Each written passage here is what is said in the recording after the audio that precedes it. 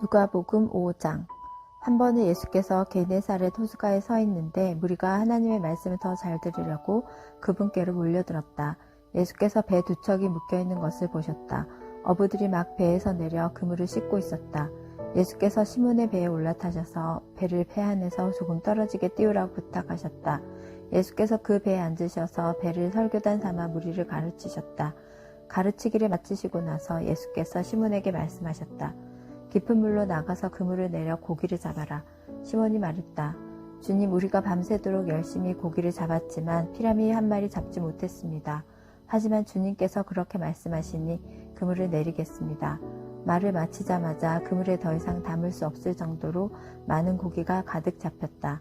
그들은 다른 배에 있는 동료들에게 와서 도와달라고 손짓했다. 두 배에 고기가 가득 차서 배가 가라앉을 지경이었다.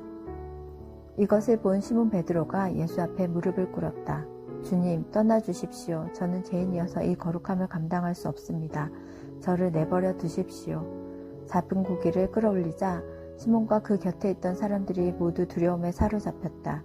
시몬의 동료인 세베대의 두 아들 야고보와 요한도 마찬가지였다. 예수께서 시몬에게 말씀하셨다. 두려워할 것 없다. 이제부터 너는 사람을 낳게 될 것이다. 그들은 배를 해안으로 끌어올린 뒤에 그물과 모든 것을 배와 함께 버려두고 그분을 따라갔다. 어느 마을에 온몸에 나병이 걸린 사람이 있었다. 그가 예수를 보고 그분 앞에 엎드려 간청했다. 원하시면 저를 깨끗하게 하실 수 있습니다. 예수께서 손을 내밀어 그에게 대시며 말씀하셨다. 내가 원한다. 깨끗하게 되어라. 그러자 즉시 그의 살갗이 보드라워지고 나병이 깨끗이 사라졌다. 예수께서 그에게 말씀하셨다. 온 동네에 말하고 다니지 마라. 모세가 명한 대로 예물을 가지고 제사장에게 가서 내 나은 몸을 조용히 보여라. 내 말이 아니라 깨끗해져서 순종하는 내 삶이 내가 한 일을 증거할 것이다. 그러나 그 사람은 그 일을 자기 혼자에게만 담아둘 수 없었다.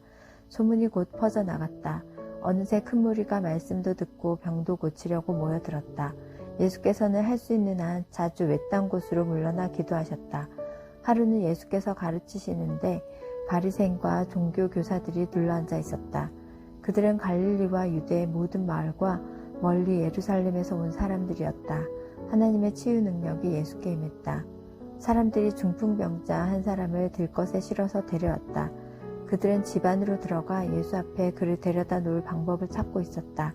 무리 때문에 길을 찾을 수 없자 그들은 지붕으로 올라가 기와장을 뜯어내고 무리 가운데 계신 예수 바로 앞에 그 사람을 달아내렸다. 그들의 담대한 믿음에 감동하신 예수께서 말씀하셨다. 친구여, 내가 내 죄를 용서한다. 그러자 종교학자와 바리새인들이 웅성대기 시작했다. 저 사람은 자기를 누구라고 생각하는 것인가? 저것은 신성모독이다. 오직 하나님만이 죄를 용서하실 수 있다. 예수께서 그들의 생각을 정확히 아시고 말씀하셨다. 왜 이리 수근수근 말이 많으냐? 내가 내 죄를 용서한다고 말하는 것과 일어나 걸어가라고 말하는 것 중에 어느 쪽이 더 쉽겠느냐? 내가 인자인 것과 내가 어느 쪽이든 행할 권한이 있다는 것을 분명히 보여주겠다. 예수께서 중풍병자에게 직접 말씀하셨다. 일어나거라. 내 자리를 들고 집으로 가거라. 그 사람은 한순간도 지체하지 않고 그대로 했다. 일어나 담요를 들고서 하나님께 영광을 돌리며 집으로 갔다. 사람들은 도무지 믿기지 않아 자신들의 눈을 비볐다. 그러고 나서 그들도 하나님께 영광을 돌렸다. 그들이 두려움에 차서 말했다. 우리 평생에 이런 일은 처음 본다. 일 후에 예수께서 밖으로 나가서 레위란 사람이 자기 일터에서 세금을 걷고 있는 것을 보셨다. 예수께서 말씀하셨다. 나와 함께 가자. 그는 예수를 따라갔다. 모든 것을 버려두고 그분과 동행한 것이다. 레위는 예수를 위해 자기 집에서 성대한 저녁 식사를 베풀었다. 세금 징수원들과 그 밖에도 평판이 좋지 않은 인물들이 저녁 식사 손님으로 와 있었다. 바리새인과 종교학자들이 속이 잔뜩 뒤틀려서 그분의 제자들에게 다가왔다. 당신네 선생이 사기꾼과 죄인들과 함께 먹고 마시다니 이게 대체 어찌된 일이오? 예수께서 그 말을 들으시고 분명하게 말씀하셨다. 의사가 필요한 사람이 누구냐? 건강한 사람이냐 병든 사람이냐? 내가 여기 있는 것은 영향력 있는 사람이 아니라 소외된 사람을 초청하려는 것이다. 변화된 삶 곧 안과 밖이 모두 변화된 삶으로 그들을 초청하려는 것이다. 그들이 예수께 물었다. 요한의 제자들은 금식하고 기도하는 것으로 잘 알려져 있습니다. 바리새인들도 그렇습니다. 그런데 당신은 잔치에서 보내는 시간이 대부분인 것 같은데 어찌된 일입니까? 예수께서 말씀하셨다. 즐거운 결혼식 중에는 빵과 포도주를 아끼지 않고 실컷 먹는다. 나중에 허리띠를 졸라맬 일이 있을지 모르지만 지금은 아니다. 신랑 신부와 함께 있는 동안에는 즐겁게 보내는 법이다. 금식은 신랑이 가고 없을 때 시작해도 된다. 정겨운 축하의 모닥불에 찬물을 끼얹는 사람은 없다. 하나님 나라가 임한다는 것은 바로 이런 것이다. 멀쩡한 스카프를 잘라서 낡은 작업복에 대고 깁는 사람은 없다. 썰어 올리는 천을 찾기 마련이다.